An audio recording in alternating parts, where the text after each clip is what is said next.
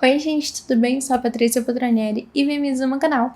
No vídeo de hoje eu vim trazer o dia 2 do Lendo 7 Livros em 7 Dias. Se esse daqui é o primeiro vídeo que você vê aqui no canal ou dessa série, seja muito bem-vindo, se inscreva, não esqueça de deixar o like e também deixar aqui seu comentário, porque tudo isso é muito importante para que a gente continue crescendo. Para quem ainda não conhece o projeto e quer saber mais detalhes, eu recomendo que assista primeiro o dia 1, mas se você quiser continuar aqui, não tem problema, porque um vídeo não tem relação direta com o outro, então tá tudo bem, já que são 7 dias lendo 7 livros diferentes. Bom, o livro que eu escolhi hoje foi O Médico e o Monstro, que é muito conhecido por aí, muito bem falado, e eu particularmente nunca tinha lido. Eu sabia mais ou menos do que se tratava, qual era a premissa dele, mas nunca tinha visto, assim, a fundo a história. Já quero falar que tem alguns post-its, não sei se vai dar pra vocês enxergarem muito bem. A maior parte dos post-its foram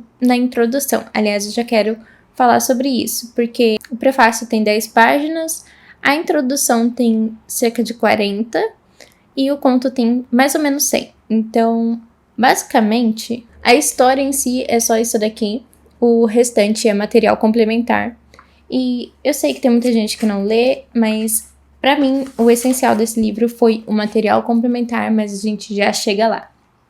Do que se trata, né, O Médico e o Monstro? O Médico e o Monstro, a gente tem a história ali de uma população tentando investigar, um advogado, 2 médicos. O que está acontecendo naquela população, porque tem diversas pessoas aparecendo mortas, se não me engano são 3, e tem toda essa fofoca, e uma pessoa acha que foi a outra, e tem essa questão também de querer parecer mais confiante, de ter essa índole, né? Ah, eu sou uma pessoa que vocês não devem desconfiar. Basicamente, a gente tem alguns capítulos focados nesse tipo de narração. Depois, a gente tem outro tipo de narração, que é do médico e o monstro mesmo, né? Que é contando essa relação entre o bem e o mal que vive dentro dele, e como que funciona, qual era a intenção do experimento e como que se seguiu, né, a esse caos. Eu, particularmente, gostei muito mais da segunda parte, que é narrada pelo médico e o monstro. Essa primeira parte que é narrada pelos advogados, médicos e afins, eu achei, não sei, um pouco confusa, mas quando eu li a introdução e toda essa explicação do porquê ser assim, eu entendi. Mas se você só lê o conto, pode ser que essa primeira parte não te prenda tanto, seja um pouco mais lenta, que foi o que eu senti. Já a segunda parte eu achei mais fluida, mais rápida, porque entrega mais coisas. Porém, não tem como falar desse livro sem falar da grandeza dele. Pra mim, se eu fosse só ler o conto e esquecer, não fosse entender de certo ele, eu daria 3 estrelas. Mas quando você para pra ler a introdução e vê a grandeza, tudo que tem por trás do livro, daí, gente, vai pra 3,5, 4 estrelas, sem sombra de dúvidas. Eu particularmente optei por ler o conto e depois voltar pra introdução, porque eu pensei que poderia ter spoilers e eu estava certa. Na introdução aqui da Companhia das Letras, não entrega assim nada muito do que a gente já não saiba, né, do livro, mas entrega vários trechos para justificar o que o nosso narrador ali tá tentando explicar da obra. Então, pode ser que fique um pouco repetitivo se você lê a introdução e depois vai ler a obra. Então, eu recomendo mesmo que você vá pela obra e depois volte para essa introdução para entender o que você acabou de ler. Além de que você já vai saber ao certo do que está se tratando, né? Nem precisaria estar lendo esses quotes, né, que o narrador faz, porque você já acabou de ler, então tá fresquinho ainda na sua memória. Por meio dessas explicações que ele nos dá, o livro cresce num nível, gente, que não tem como explicar. Fiz, acho que, umas 6 marcações aqui na explicação, porque eu achei muito interessante. Primeiro que você lê e pensa assim, ah, mas o que tem de tão grandioso nesse livro? Porque, assim, a gente, né, que não é estudioso nessa área, ou que não se aprofunda, não lê com um olhar mais de estudo, às vezes a gente não saca. É algo semelhante com quando a gente lia clássicos para a escola e ficava totalmente perdido. Lógico que essa história dá para você entender bem, sem ter esse contexto, mas com o contexto ela cresce ainda mais e você entende porque é importante, né? Por exemplo, a pessoa que cria aqui a introdução nos fala que a questão de ter 2 médicos, um advogado, toda aquela parte é como se fosse uma investigação de fato de um mistério E também mostra a questão de preocupação, fracasso da polícia na época, além de tentar trazer essa história como se fosse um crime de detetive para ser resolvido por nós leitores. Tem também a questão que as pessoas interpretaram o médico e o monstro de diversas maneiras. Então, por exemplo, aqui a gente fala sobre o fato do médico e o monstro, né, essas duas criaturas, pode ser a suspeita de algum vínculo erótico, né, ou seja, uma chantagem ou homossexualidade entre duas pessoas, mas que o autor, né, o Robert Louis Stevenson,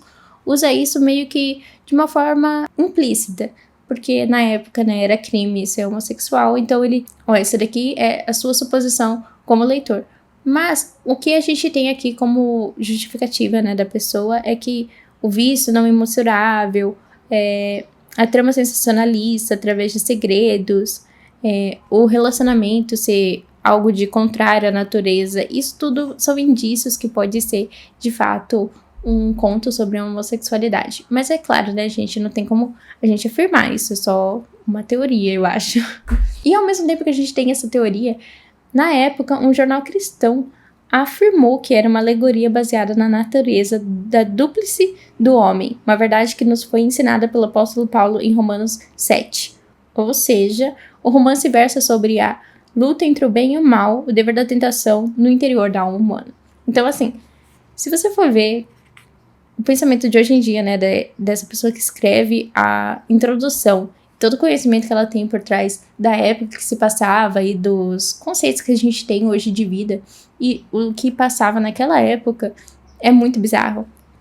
E também outra coisa que faz reforçar e talvez se trate de uma homossexualidade é que aqui a gente tem um pedaço que diz que essa obra inspirou o retrato de Dorian Gray e cita alguns trechos que comprovam, né, que tem bastante semelhanças entre os dois títulos e o retrato de Dorian Gray veio depois, né. O Médico e o Monstro vem em 1885 e o retrato de Dorian Gray em 1891. Os dois se passam em Londres, os dois são questões de obsessão com aparência, reputação, indivíduo que leva a vida dupla, ou seja, aqui é um médico que ao mesmo tempo é um monstro, e o retrato de Dorian Gray é o Dorian Gray e o seu retrato, né, que ele vai mostrando ali as suas feições. E além disso, outro fator que tem em comum entre essas duas obras é que o foco está no corpo e no cérebro do indivíduo. Ou seja, o horror não ocorre por causa de um fator externo, por exemplo, hoje em dia a gente tem os serial killers. Não, o fator aqui do horror nesse livro se dá pela própria mente deles. O maior inimigo deles, o maior medo deles mora dentro deles. Então, tem todos esses fatores aí que fazem correlação entre essas duas obras, que eu acho muito importante citar aqui, porque eu não sabia.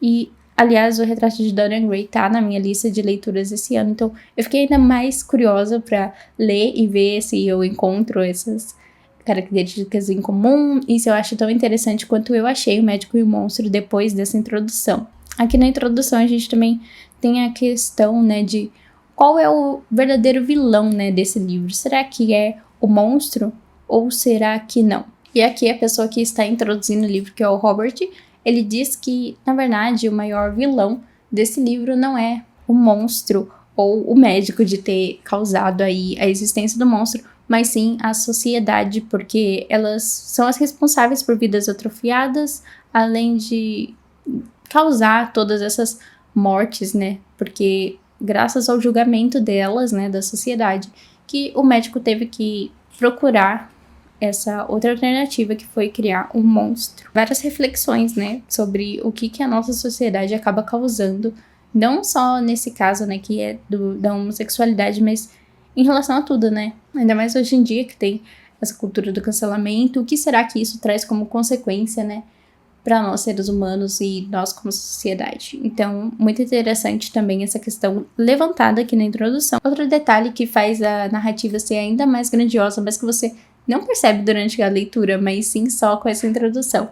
Tudo faz sentido, tudo tá ligado, nada ali tá por acaso, né? Então, por exemplo, um médico, ele só entra pela porta da frente e as pessoas só veem a beleza da casa dele, enquanto o monstro ele só entra pela casa dos fundos, parte mais feia e esquecida da casa. Ou seja, tem toda essa questão do bem e o mal ressaltada o tempo todo no livro, em pequenos detalhes que às vezes a gente pode deixar passar.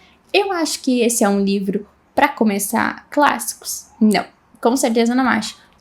Porque esse estilo de narrativa que o Robert Louis criou, ele é um pouco mais...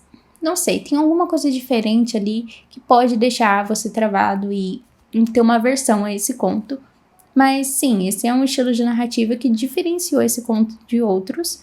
Mas com certeza eu acho que tem outros livros mais fáceis de clássicos para começar, como por exemplo A Revolução dos Bichos, 1984, Psicose e por aí vai. Mas sim, é um clássico mais tranquilo de se ler.